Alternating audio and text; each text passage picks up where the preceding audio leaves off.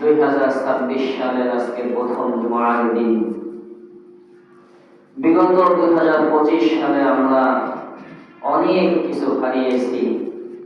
তার মধ্যে সব থেকে স্পর্শকাতর একটি ঘটনা হলো আমাদের ফরিদপুরের কৃতি সন্তান, হাজার নয় লক্ষ লক্ষ আলেমের উস্তাদ সাইদুল হাদিস হযরত মাওলানা হেলালুদ্দিন সাহেব রহমাতুল্লাহ আলাইহি এবং আধিপত্য বিরোধী আন্দোলনের সব থেকে মুখপাত্র শহীদ উসমান নদী রহমাতুল্লাহ আলাইহি, এরকম যারা মহামনীষীদেরকে আমরা হারিয়েছি, আল্লাহ তাআলা যেন তাদের জীবনের সমস্ত গুনাহটা মাফ করে দিয়ে তাদেরকে যেন আল্লাহ তাআলা জান্নাতুল ফেরদাউসের আলা মাকাম দান করেন এবং এই সমস্ত শূন্য স্থানকে আল্লাহ তাআলা যেন যোগ্য ব্যক্তি দ্বারা পরিপূর্ণতা দান করেন।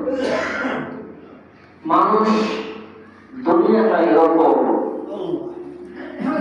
আমি আর আপনি দুনিয়ার বুকে আসছি যদি আমি মানুষের কল্যাণের জন্য কাজ করি, যদি আমি আখিরাতকে সুন্দর করার জন্য চেষ্টা করি, অবশ্যই আমার আর আপনার মধ্যে মানুষকে ভালোবাসা, দেশকে ভালোবাসার জন্য, ইসলামকে ভালোবাসার জন্য আমার আর আপনার কোরবানি থাকা লাগবে।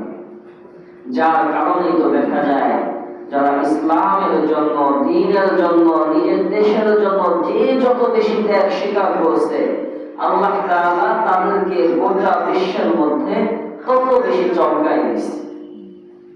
এজন্য আমি যদি আমার ইসলামের জন্য, দেশের জন্য কিছু করতে চাই, অবশ্যই আমাকে আল্লাহর সাথে সম্পর্কটা পরিপূর্ণভাবে অটুট রাখতে হবে।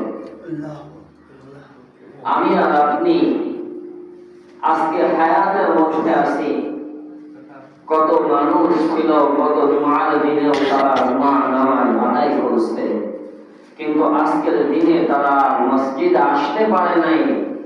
তারা এমন একটা জায়গায় অতিবাহিত হইতেছে যে জিন্দেগিটা শুরু আছে আর কখনো শেষ নাই। তো এই যে যেমন আমরা বললাম 25 সাল আমাদের মাঝ থেকে চলে গেল, কেমন পর্যন্ত আর কেউ আসবে না, 25 সাল আসবে না, ওই সময়টা আমাদের হায়াতের মধ্যে আসবে না।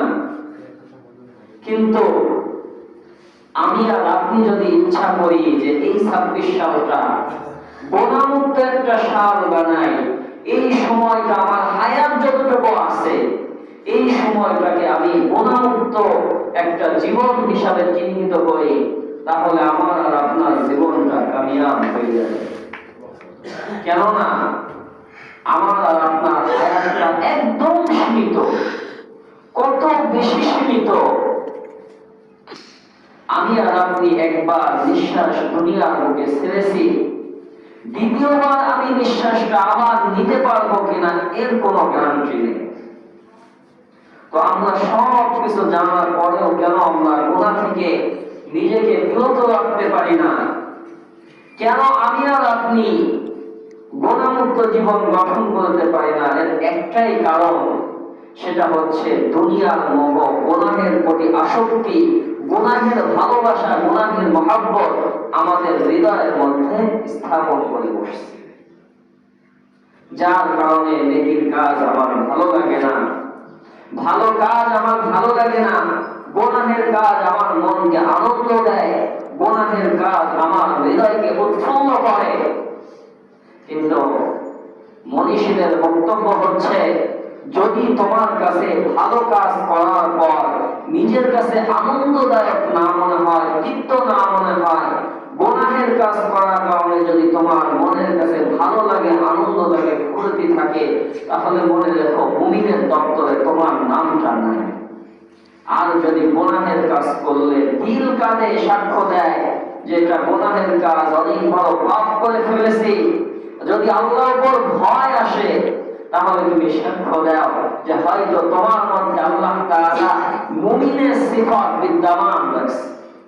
অর্থাৎ এক কথায় মুমিন ব্যক্তির হৃদয় গুনাহ করতে কষ্ট হয় আর নেকির কাজ করলে আনন্দিত হয়। এটাই হলো মুমিনের পরিচয়। আজকে আমরা ইসলাম থেকে কতটা দূরে। গতকালকে জানুয়ারি মাসের 1 তারিখ হয়েছে 26 সালে। আমার মনে হয় একদম ছোট্ট বাচ্চা থেকে বৃদ্ধা বয়স পর্যন্ত সবাই জানে 26 সাল শুরু হয়েছে। কিন্তু যদি প্রশ্ন পাওয়া হয় এটা আরবি কোন মাস, এই মাসে আল্লাহ রাসূলের কোন আমল আছে কিনা, আমার ধারণা, আমার মনে হয় 80% লোক ফেল খেয়ে যায়। অথচ হাদিসের ভাষায় এই মাসটাকে, রজব মাসকে আল্লাহ রাসূল সাল্লাল্লাহু আলাইহি ওয়াসাল্লাম কত বেশি মর্যাদাবান করেছেন, কত বেশি ফজিলতের মাস হিসেবে গণ্য করেছেন। আল্লাহ রাসূল সাল্লাল্লাহু আলাইহি ওয়াসাল্লাম বলেন যে 4টা মাসকে আল্লাহ তাআলা হারাম মাস হিসাবে ধর্তব্য করেছে, অর্থাৎ এই 4 মাসের মধ্যে মারামারি, হানাহানি আল্লাহ তাআলা নিষেধ করেছে, সম্মানিত মাস হিসেবে ঘোষণা করেছে। এই 4টা মাসের পরপর 3টা মাস হলো জিলকাদ, জিলহজ, মুহররম, আর একটা মাস হলো এই রজব মাস। একদিকে আল্লাহ তাআলা যে সম্মানিত 4টা মাস দান করলেন, সেই মাসের একটা মাস হলো রজব মাস। আবার এই মাসে আল্লাহ রাব্বুল আলামিন তার হাবিব সাল্লাল্লাহু আলাইহি ওয়াসাল্লাম অনেক আমলের কথা বলছে, অথচ এই মাস সম্পর্কে আমাদের কোনো ধারণা নেই। কিন্তু আজকে যে জানুয়ারির 1 তারিখ 2 তারিখ এটা আমরা সবাই জানি। যে জন্য যে কথা বলতেছিলাম, আজকে আমার আর আপনার বিবেককে, আমার আর আপনার আমলকে আমি আর আপনি নষ্ট করতেছি। কই আমাদের মধ্যে তো এমন কোন ব্যক্তিকে খুঁজে পাওয়া যায় না, হুজুর আরবি এটা কোন মাস একটু আমাকে বলে দেন, এই মাসে কোনো আমল আছে কিনা, বা এই মাসে এক্সট্রা কোনো আমল করা লাগবে কিনা, এরকমটা আমরা জিজ্ঞাসা করি না।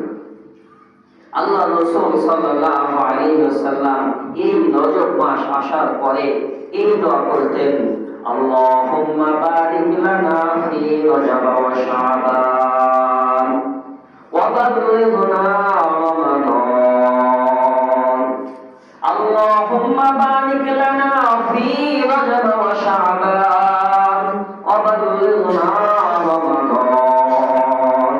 মদিনার পয়গম্বর জনাবে মুহাম্মদুর রাসূলুল্লাহ সাল্লাল্লাহু আলাইহি ওয়াসাল্লাম আল্লাহ তাআলার কাছে দোয়া করতেন, হে আল্লাহ তাআলা, আপনি আমাকে রজব মাসের বরকত দান করেন, শাবান মাসের বরকত দান করেন, এবং আমার হায়াতকে রমজান পর্যন্ত পৌঁছায়া দিন।